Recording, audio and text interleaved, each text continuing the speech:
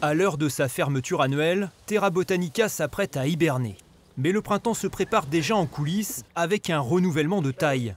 Le département et la ville d'Angers, propriétaires du parc, vont laisser un opérateur privé aux commandes. On a la chance d'avoir le groupe Looping, un groupe français qui est structuré avec une très belle assise, qui partage nos valeurs, qui était dans la même dynamique de vouloir aussi protéger l'ensemble des salariés. Ce sont des développeurs, des projets ambitieux pour notre territoire. Looping, c'est 19 parcs en Europe, parmi lesquels le Zoo de la Flèche ou encore Planète Sauvage près de Nantes. Le nouveau gestionnaire prévoit d'insuffler d'abord 59 millions d'euros dans la rénovation et la création d'attractions. Les collectivités se libèrent de la charge financière, mais assurent qu'elles garderont la main sur le site. Ils n'achètent pas le parc.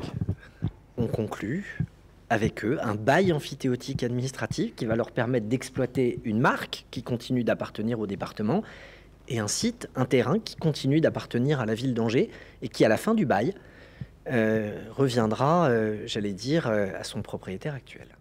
Et pourtant, lorsque Terra Botanica s'ouvre en 2010 pour être la vitrine touristique du département, sa fréquentation est insuffisante. Le parc devient même un gouffre financier.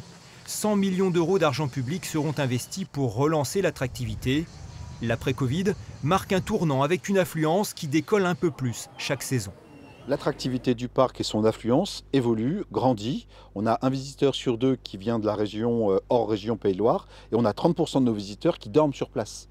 Malgré des conditions météo difficiles, le parc du végétal a battu son record de visites cette année en s'approchant des 600 000 entrées.